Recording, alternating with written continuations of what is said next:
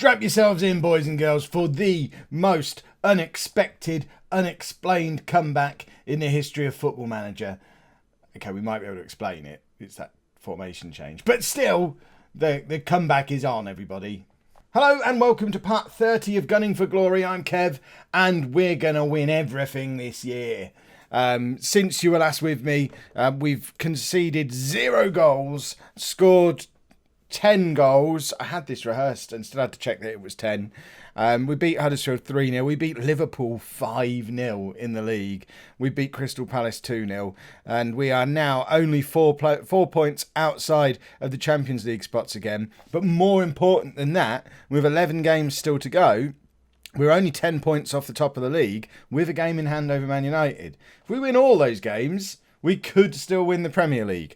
That's a bit of a long shot. What's less of a long shot is winning the Champions League. That's been our goal since the start of this save. And the form we're now in, there's every chance we could do that this season. The knockout rounds start today. We're away against Wolfsburg. If we can beat them now, convincingly, away from home, I might just start believing that this year could be the year we pick up a Champions League win, especially because Dybala is allowed to play, and I still don't really know how. If we have a look at his history and at Juventus, you'll see that he's played 6 games and scored 1 goal in the Europa League this season. By every rule that I've checked, he should not be allowed to play for us in the Champions League. But play for us in the Champions League he shall. I don't understand it. I'm not going to argue. We might even yet find ourselves thrown out the tournament for fielding an ineligible player. But regardless, he's in the team, and we're going to go and try and beat Wolfsburg. And we've got ter Stegen in goal, a back 4 of Kolasinac, Christensen, Tah and Bellerin, with Xhaka, Diawara and Lamar in midfield, and Ozil in behind Dybala and Welbeck. Let's just submit the team. Let's go to Germany. Let's win 6-0 and properly announce ourselves on this season. It's been a difficult season. There's been a number of false starts, but today is the day that the Arsenal of 2019, the Champions League winning Arsenal team of 2019, finally announces themselves on the European stage. We've got to win now after all this build-up. Lamar is in, and I thought we were going to get a goal after a minute. I realise I've built this up quite a lot at this stage. I quite enjoyed being overexcited in the second game of yesterday's episode, and I am feeling more positive about this save than I have at any point since we won the league last year. And Welbeck does put us 1-0 up, 6 minutes on the clock. That's quite an important goal. An away goal already, an early goal. We're on for like a 10-0. If we carry on scoring at this rate, we're going to score all the goals in the world. And it's Danny Welbeck as well. Not captain ineligible, who I'd still... Let me know down in the comments how Dybala has been allowed to play in the Champions League this season. If I just misunderstood the rules, because I am certain that if you've played in the Europa League, you can't then go and play in the Champions League. But he's here. He's on the pitch. It's probably a bug, but goodness me, are we happy to exploit it? Right, Dybala finds Ozil, and I thought we were going to grab our second, and we're playing well. We're attacking, we're creating chances, we're actually getting highlights. Well, that's not part of the script. What's this nonsense? Come on! We should be 2 or 3-0 up by this stage, not conceding a goal. I don't know if Wolfsburg are any good. I'm going to assume they're probably not, because they're not Bayern Munich or Dortmund. And they're the 2 who are any good, aren't they, in Germany? So we... Thomas Lamar, he's had a really poor season in comparison to that first year. He's never quite reached those heights again since, but in his new position back in the midfield 3, where I'm kind of rotating him with Asensio while I decide who's going to play there, because Ozil has to play as our attacking midfielder. He's so important for us, but Lamar's getting his opportunity just like Asensio has. They're both taking it. Perhaps I need to find a way to get them both into that midfield. Perhaps the solution all along has been a 4-1-3-2, and I just needed a second striker, and we'll just play a one-man midfield. While Renato Sanchez is injured, we might as well just play Diawara in midfield by himself. And that's the other exciting thing. Renato Sanchez is probably only about a month away from being fit again at this point, so if we can have a deep Champions League run, our star man, arguably our most important player, will return fresh as a daisy just as the games start getting hard and everyone else starts getting tired. I just hope I've got him in my Champions League squad now I think about it. I wonder if I took him out to get Dybala in because I knew he wasn't going to play. Welbeck's in, Ozil's there, and it's 4-1 and 31 minutes. The prophecy is coming true. We've gone to Germany. We've scored a lot of goals. We're going to win the Champions League, everybody. Welbeck runs funny, doesn't he? And that's a lovely little finish from Ozil. I mean, there was a queue as well. If Ozil had missed that, Dybala's behind him, ready to tuck it in as well. I like when a cross comes in and you've got a queue of players in the middle. Again, considering we were playing with 4 forwards before, we never really got in that situation. Whereas now, just having the 3 forwards, they just create so many more chances for each other. And that's Dybala with the cross this time. Danny Welbeck, 18th goal of the season. We're 5-1 up before half-time.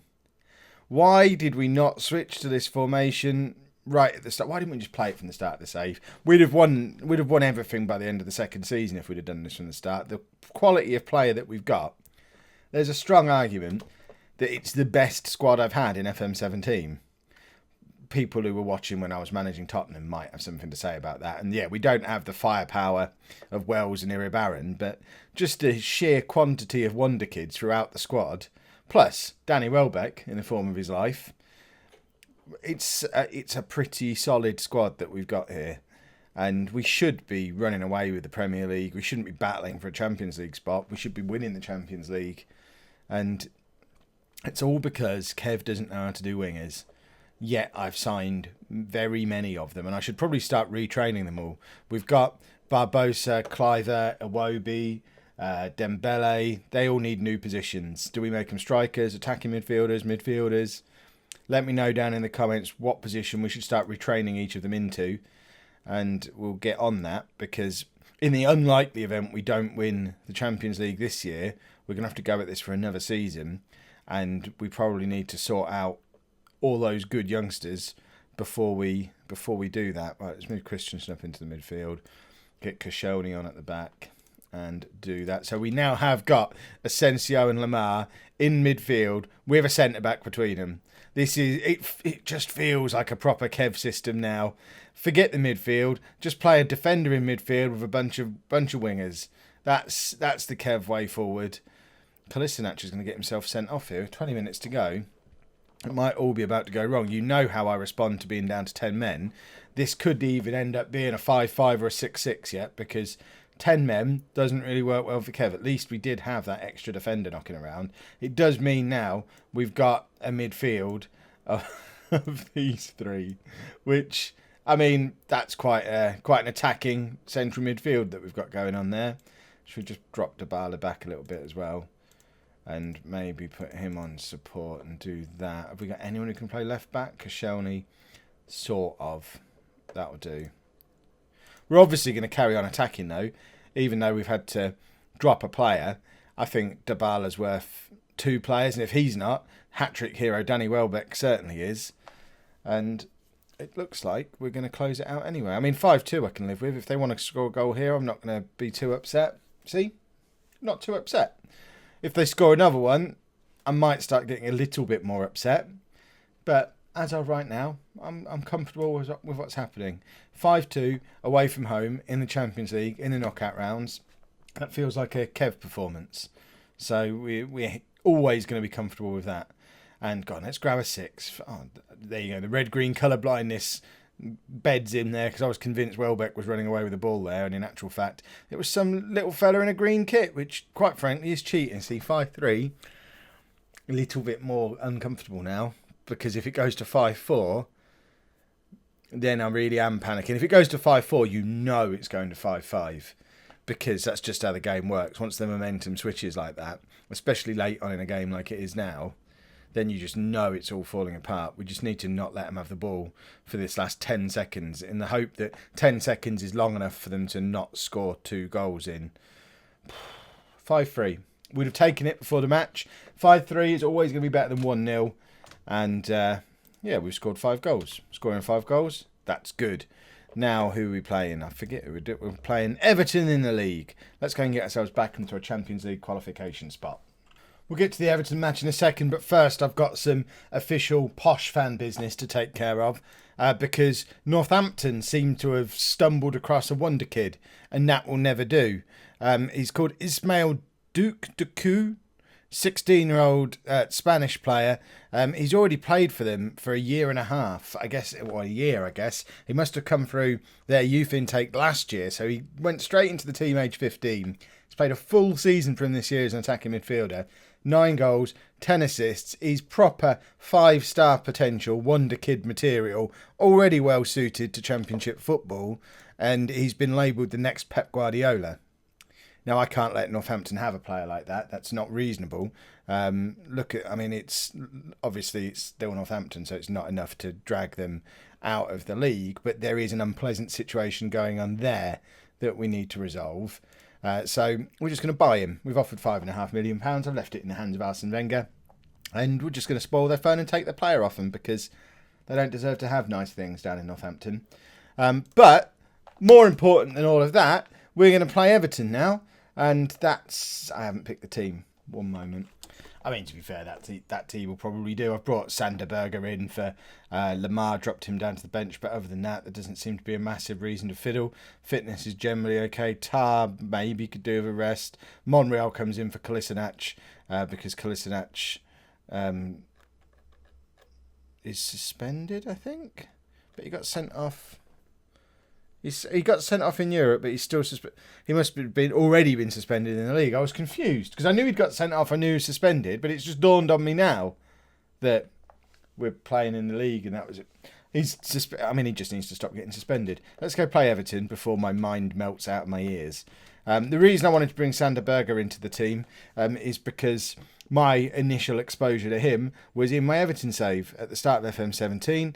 He's one of the players that we brought into that Everton team, and he was brilliant. He's now a year or two older than he was for me in that save, and only just making the breakthrough into the Premier League now after his big money move to Arsenal over the January transfer window. I know I shouldn't have bought him, it was silly.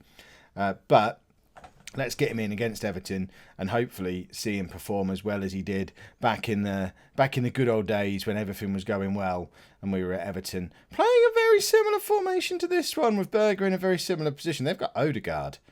I mean, we're not like a million years in the future in this save. How have they managed to get Odegaard? He must only be there on loan.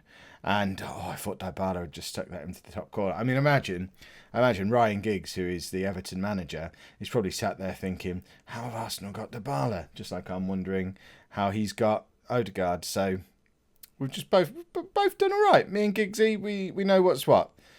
Right, let's try and get ourselves ahead in this game now, because this one draws us level on games played with Man United, and we really want to close that points gap on them. So if we can win this one, we're only going to be 7 points behind them with 10 games to go. It's a lot to make up. We need them to have a little bit of a collapse, but we do play them before the end of the season as well. So assuming we're going to win every game, because obviously why wouldn't we, we're obviously going to beat them, which means we only need them to drop another 4 points, depending on goal difference. I think they're ahead of us on goal difference at the moment. That's a situation we can't be allowed to. They're miles ahead of us. We need them to drop 5 points.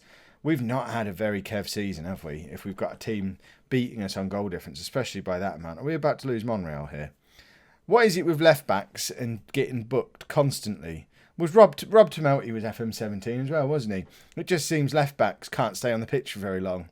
I don't know if anyone else is having this problem with FM17, but I've never been able to find a left back who can actually avoid suspension for more than 2 or 3 days at a time. Right, let's grab a goal here. Welbeck out to Bellerin, to Berger, Diawara. We're knocking the ball around beautifully. Dybala, Diawara again. When's the last time Everton even saw the ball? Never mind touch it. Oh, there. Okay, Monreal with a cross, and Berger follows up, and it's kind of pinging around like a pinball in there at the moment, but Berger's got it again on the edge of the area to Welbeck.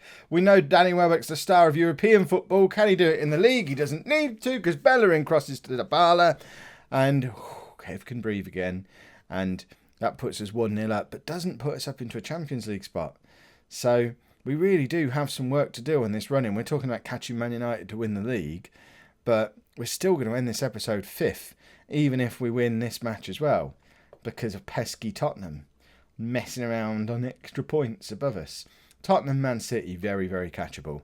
Chelsea, Man United, we need them to mess up. And I haven't checked. I don't know if we're playing Chelsea. I know we play United, but it would be handy to have a game against Chelsea in there as well, so we can gain some ground on them.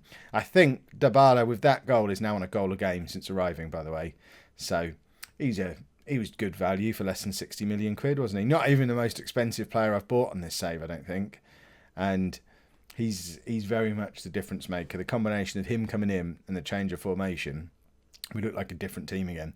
We look like defending champions now, which we haven't done for the first 22, 23 games of the season.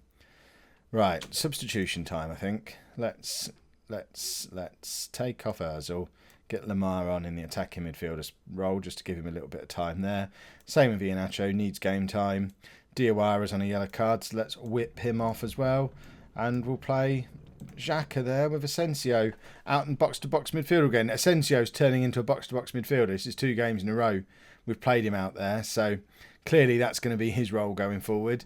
And, you know, give me till the middle of next season, I'll have him playing as our holding midfielder, because, you know, I'm never going to sign a proper one. Diawara is as good as it gets. We're just gonna start putting attacking midfielders there the way I usually do. Dybala grabs his hat-trick, and it's 3-0. And now we can properly relax. Let's all breathe together. Clearly, bit of a chest infection going on. Can't breathe in and out without bringing a cough on. Luckily, I've got a trusty can of Dr. Pepper Zero to take the tickle away up my throat. And that's a toast to Dybala's hat-trick. And, I mean, it would be nice to... We probably should have taken Dybala off, really. We've brought Iheanacho on for Welbeck. But Dybala's done his business now. He can go and have a sit down. I wonder if we'll just take him off and go down to 10 men. Just say to Everton, look, it'll be fine. We'll have him sat down on the bench. We'll bring him back on if we need him. But there's no point in him running around all over the place out there. That was a weird cross from Lamar. It bent in both different directions. And now Berger and Lamar's hit the post twice since he's come on. I thought Berger was going to justify his selection. He's got an assist, which is no mean feat for a youngster who's playing only his second game for us, I think. But it would have been nice for him to grab a goal and justify getting in ahead of Lamar and Asensio in the first place. But Asensio puts it out to Monreal. Cross comes in, and I thought it was going to carry to Iheanacho. It didn't. And I think that is going to be that. Just waiting for the final whistle now. Then we'll have a look to see if Odegaard's only there on loan. He must be. There's no way they've signed him permanently. But let's... Where are they? All the way down here. And key player, Odegaard, on loan from Real Madrid. That's fine. That's acceptable. Right, just push that forward. Check what the league situation is. It's doable. And so is Champions League. We'll be back in tomorrow's video, and we might do Wolfsburg and Man United. And then we've got Chelsea as well, look. And Tottenham. We're going to do this, everybody. If you've enjoyed today's episode, please make sure you pop a like on there for me. Subscribe to the channel if you'd like to see more. And thank you very much for watching.